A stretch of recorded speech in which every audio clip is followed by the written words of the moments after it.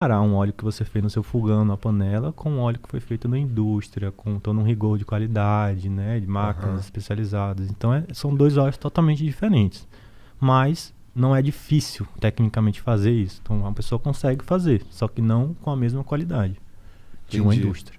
Com certeza tem uma contraindicação, Tem, tem. não tem? Quais são que acho que vocês já identificaram? Ó, existem contraindicações principalmente em grupos de risco, né? Então, e principalmente ligado a alguns canabinoides, sobretudo THC, né? Então, o THC, por ser um componente psicoativo da planta, né, que provoca esses efeitos mentais, a gente tem que ter um pouco de parcimônia, tanto em dose, né, quanto em alguns grupos de risco, né? Principalmente o quê? Os psicóticos. Então, o paciente que tem uma tendência a ter usou cannabis e ficou agitado, ou então tem doenças como esquizofrenia, ou paranoia delirante, enfim.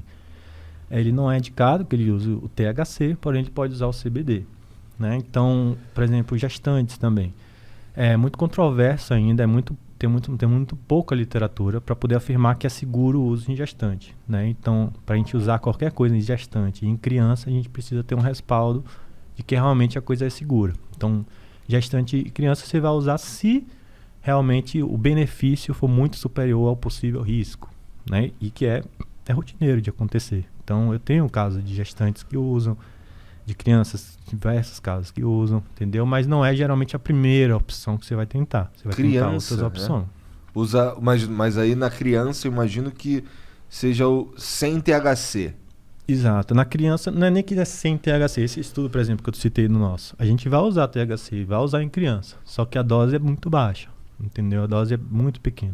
Aliás, esse lance da dose é muito importante, né? Porque a ideia de dar cannabis de forma médica não é de forma nenhuma deixar o paciente chapado. É muito longe disso, né? Na verdade, se você está tendo efeitos mentais, né, parecidos com o uso recreativo, é porque a dose provavelmente está errada.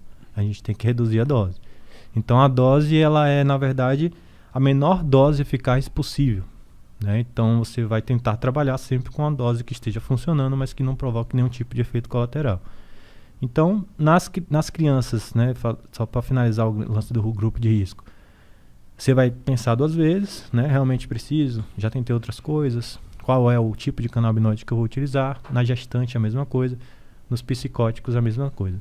Tirando daí, cara, é muito difícil você ter problema com cannabis, né, porque, assim, você até pode ter um efeito colateral, o vovô ficar um pouco esquecido, dependendo da dose. Mas é só você reduzir essa dose que o efeito passa. Então não tem nenhum tipo de efeito irreversível. Não tem nenhuma morte documentada no mundo por overdose de cannabis. Então, você não consegue hoje chegar na farmácia. Se você entrar na farmácia de olho fechado, escolher um remédio, tomar a caixa inteira, com certeza você vai para o hospital. Isso não acontece com cannabis. Entendeu? Então isso é muito, muito, muito relevante. Todo medicamento ele é pautado em eficácia e segurança. A segurança da cannabis é muito grande e a eficácia também é muito grande. Então é um medicamento que é um potencial enorme. Não é para uma doença, a gente está falando de quase que uma farmácia viva, né? Por causa justamente dessas diversas substâncias que estão lá dentro.